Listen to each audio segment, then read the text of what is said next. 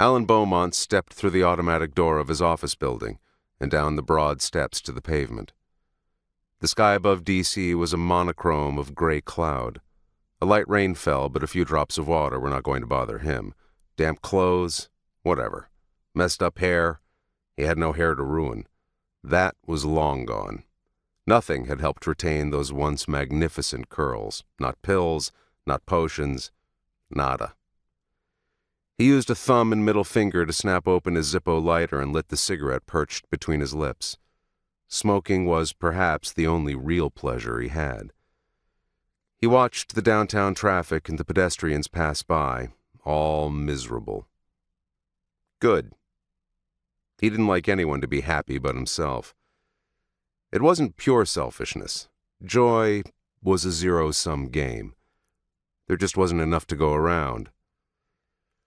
He sucked in a big lungful of smoke and held it in as he closed his eyes and tilted his face to the sky, exhaling as the sporadic raindrops exploded on his cheeks, forehead, and eyelids.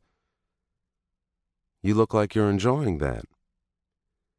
He opened his eyes and looked at the speaker. A young woman stood nearby, dressed in a long cream raincoat, hat, and brown leather gloves.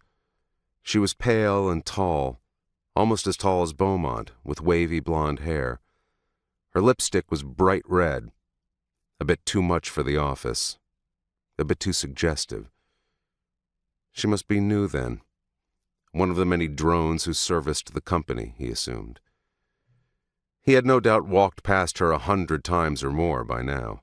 She would know his name, his job, and maybe even how he liked his coffee, but to Beaumont, she was no one. He shrugged and turned away. He was in no mood to chit-chat, least of all with someone whose face he didn't need to recognize.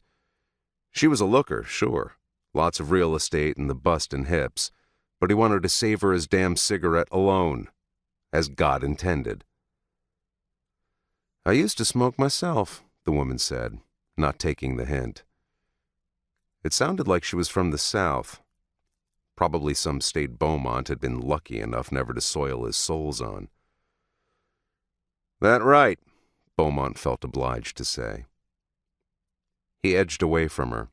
It wasn't rude, he told himself. The young woman had intruded on his solitary time. She did so again, stepping around Beaumont until they were face to face. "I smoked for maybe 10 years, the young woman continued, undeterred. 2 packs of Marlboros a day. I had a cigarette in my hand all day long. I started young, you see. I managed to kick it, though.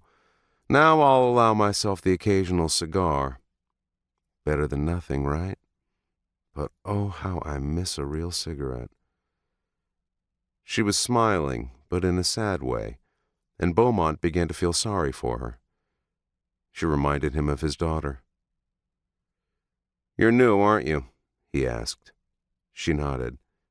"Is it that obvious?"